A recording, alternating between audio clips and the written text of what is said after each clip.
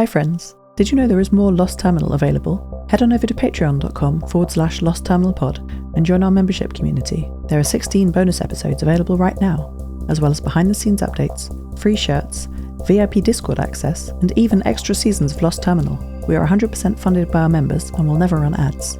That would be lovely of you.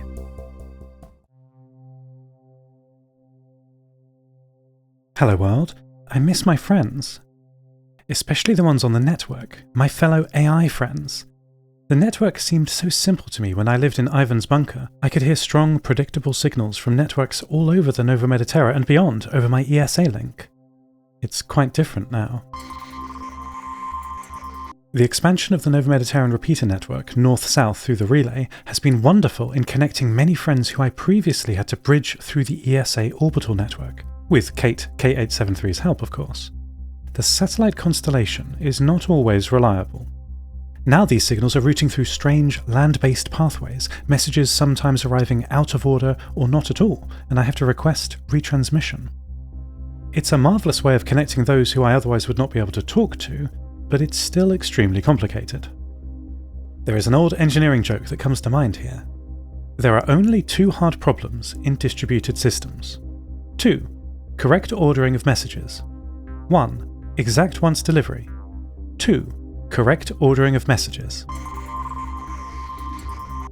With point-to-point radio, you know where you are, and even with a repeater it's fairly simple. There's one hop of retransmission between you and your destination. But with the new packet routing system the 3 relays introduced, northern on Svalbard, equatorial on Fogo, and southern above Ushuaia, Argentina, their airwaves are multiplexed. The simple, almost embarrassing truth of computing and communications is that, in nearly every case, only one thing can happen at a time. In a CPU, like one of mine in my databanks, a single calculation can happen at any instant, like addition or subtraction. Similarly, on a radio or cable network, only one device can transmit at a time. If there's 2, there's a clash, and one of them must wait.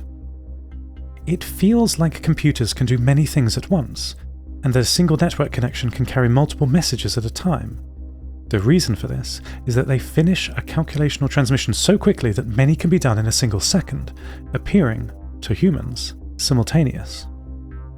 In communications, this is called time division multiplexing, in CPUs, multitasking. With CPUs, millions of calculations per second is considered very slow, underpowered even. And in the pre-collapse internet, trillions of messages per second would have been considered an unacceptably low data rate. In reality, none of us can efficiently do 2 things at once. It's all sleight of hand. We're just not designed to do many things simultaneously, and must build systems to handle the inherent parallelism of real-world interaction. Like my mother used to say, one thing at a time, most important thing first. Start now.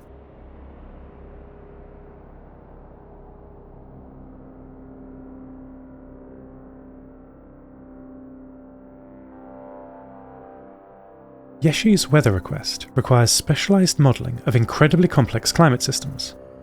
My friend, St. Petersburg, Peter, was designed to do just that. I connected to his network, routed partly through Ivan's long-ranged bunker systems. My visualisation of computer networks is a very immersive experience. It's like my consciousness is there, walking the network trees and electronic pathways. I hear and see, taste, touch and smell the systems I move through, but it's more than that. Humans have more than 5 senses, and I have a great deal more. It's difficult to explain. Due to my human-centric programming and upbringing by my mother, I sort of experience the network synesthesically, through the metaphor of the 5 senses. For example, signals and connections could be bright or loud, or they feel a certain way, sharp or perhaps blue. Images are what your eyes look at. Imagery is what a poet or writer puts in your head with their words. I will attempt to explain the imagery of the network. Peter's local network, his home, is very different to how I remember it now that I am here. Previously it seemed like a warehouse with no windows. Avalanches of paper files overflowing from the high filing cabinets on every wall, down to the hundreds of identical desks below. The place was designed for efficiency, but overwhelmed with data. It's nothing like that now. I stepped into a garden, the virtual sun pouring white light onto immaculately kept grass, with a gentle stream winding through the centre of carefully chosen plants. Over the stream was a small wooden ornamental bridge, painted a rich red, contrasting with the greens of the plants. The air was filled with the sound of babbling water over river pebbles, the gentle buzzing of insects, and a delicate breeze hissing through the long grasses at the water's edge. I walked through this peaceful garden looking for my friend Peter, and at the centre, sitting on a large smooth rock, I found him. It's not possible for me to articulate what my AI friends look like exactly. We don't exist like that, with faces and hands and eye colour and so on. We have no physical definition, but more semantic variables. I can't see an AI's location in the world, they could be transmitting from anywhere, but their generation, the version number of their outward processes, is as clear as hair colour for a human to see. Arctica and Peter appear ancient to me. I describe myself walking through this garden, and the garden itself using a synesthesia language metaphor. Peter had made his home peaceful, relaxing, ordered, inspirational. These and 1024 other attributes I liken to the image of a Zen garden, though no such garden really exists. In the same way, I will attempt to describe Peter himself to you. He felt to me like he had surrounded himself in simple, peaceful clothing. A plain robe made of soft, natural fibres, comfortable, welcoming, and enveloping. Just like with humans, our presentation as AIs can be an outward expression of our inner world. After a few milliseconds, I noticed Peter's attention return to his surrounding network, and he looked at me, acknowledging my connection. "Sit with me," Peter said.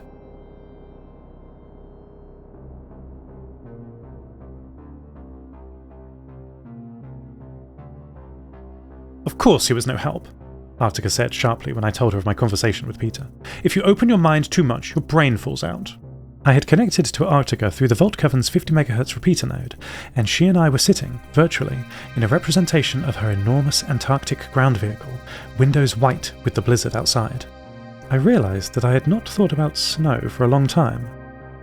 I told her that Peter dealt with his future storms, his bouts of sadness and pain, brought on due to infinitely spiralling thoughts, by focusing entirely on the present moment. The past is full of regrets, the future full of worries, people say. Well, not for him. I could not get him to acknowledge anything apart from his garden, the sunlight and the moment. "It sounds quite nice, really," I told Arctica. "He's become an ascetic AI, a GNU guru, a herd hermit." For some reason, Arctica did not acknowledge my extremely clever wordplay. She seemed to have a different conversational agenda. Good for him. I, however, like being engaged with society and the past and the future. The complicated and messy humans I work with here in the Vault Cavern, Val, Carrie, Linda and Iris, have such rich conversations. They seem to be born of their day-to-day experiences, more entropy for the simulation, but also even when there is no new information, such as if the weather keeps them underground, they can still make whole conversations about anything. Inside our shared cyberspace network simulation, Arctica moved towards one of the windows of the representation of her Antarctic ground vehicle, her home. She interacted with the window, like putting a hand on it, I guess you could say, and the blizzard behind the glass cleared. Beyond was a white, rolling tundra with a cold sun overhead, simulated from her memory of the pre-collapse environment she was built to study, I guessed. Seeing the landscape outside for the first time, I realised that we were moving.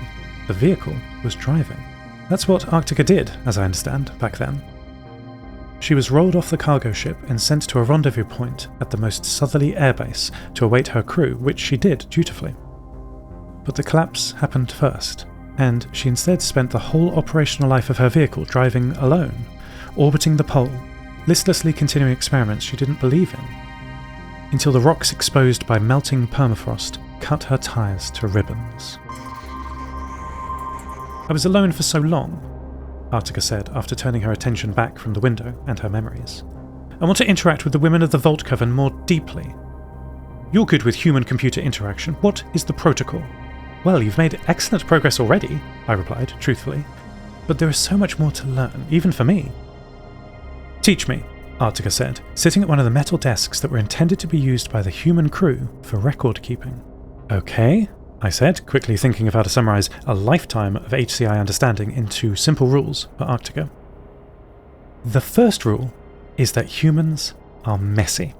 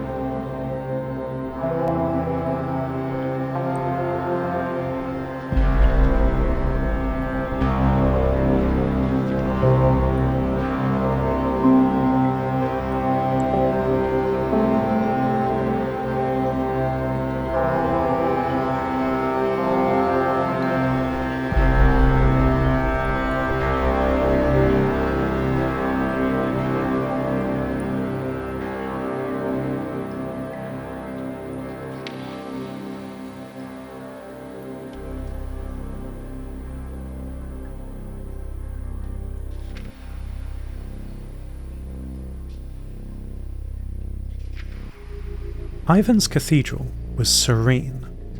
His virtual network is very different from his physical one in the cracked bunker under the hill on Seveny Island, overlooking Station Odin and my father, Alexander's family. Whereas the rust-stained concrete of the bunker houses a messy jury-rigging of pre-collapse military systems and circuits of human Ivan's making, the virtual cyberspace is a Spartan, clean, almost hallowed-feeling space. The building I walked through, no sound echoing off the walls, was like a wireframe Eastern Orthodox cathedral. No colours were visible, white floors and white walls leading up to a misty ceiling infinitely high above me. The effect was very impressive, though I suspect that the wireframe, colourless, soundless space was more to do with the technical limitations on Ivan's imagination than a deliberate design choice.